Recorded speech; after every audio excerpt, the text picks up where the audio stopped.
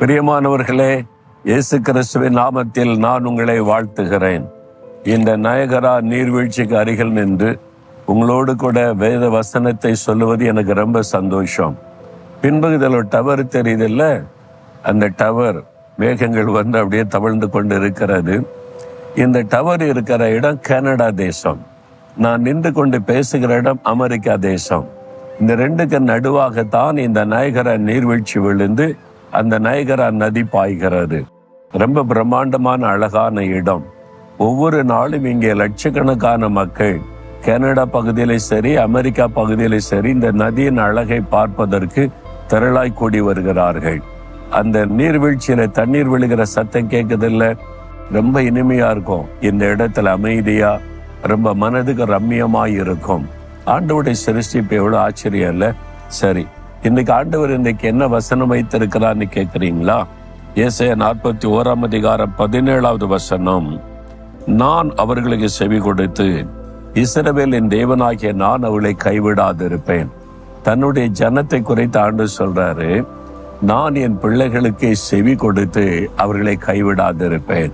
உங்களை பார்த்து சொல்றாரு, என் மகனே, உன் சத்தத்துக்கு நான் செவி கொடுப்பேன், நான் உன்னை கைவிட மாட்டேன். என் மகளே, நீ கூப்பிடும் போது நான் செவி கொடுப்பேன், உன்னை கைவிட மாட்டேன்.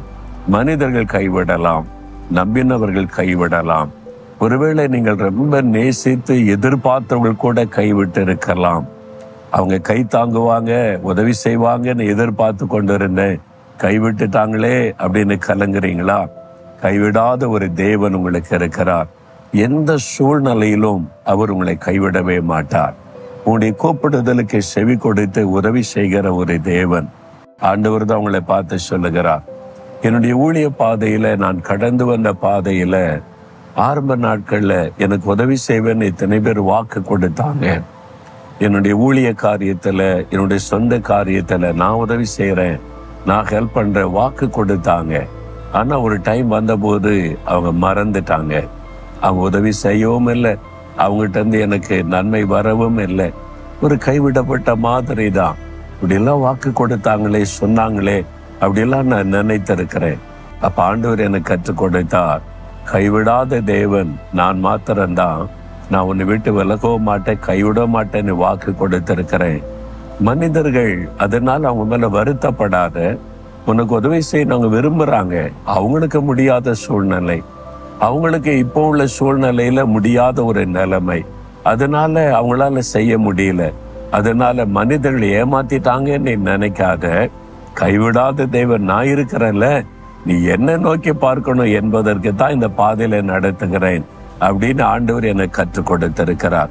அதனால மனிதர்கள் உதவி செய்ய வாக்கு கொடுத்து செய்யலைன்னா நான் வருத்தப்படுவதில்லை, அவங்க மேல எரிச்சல் கொள்வது இல்லை.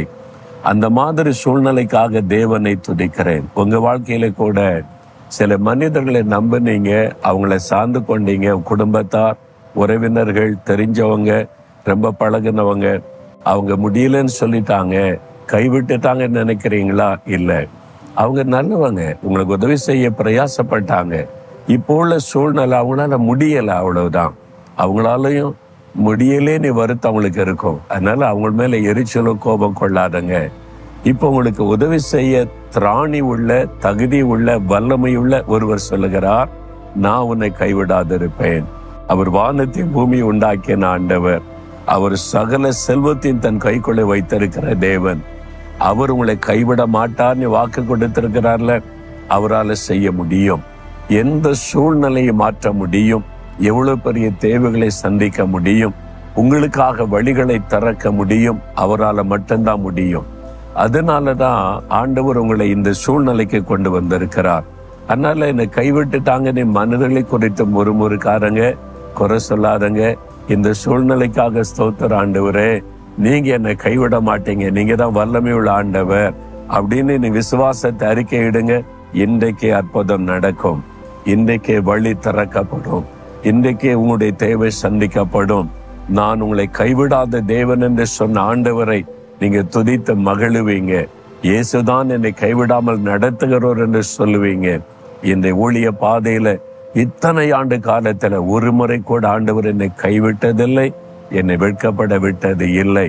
அதனால நான் சொல்லுகிறேன், அவர் உங்களை கைவிட மாட்டார்.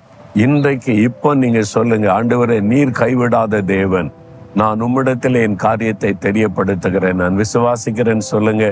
இன்றைக்கு ஒரு அற்புதம் நடக்கும். ஆண்டவரே உம்முடைய வார்த்தைக்காக ஸ்தோத்திரம்.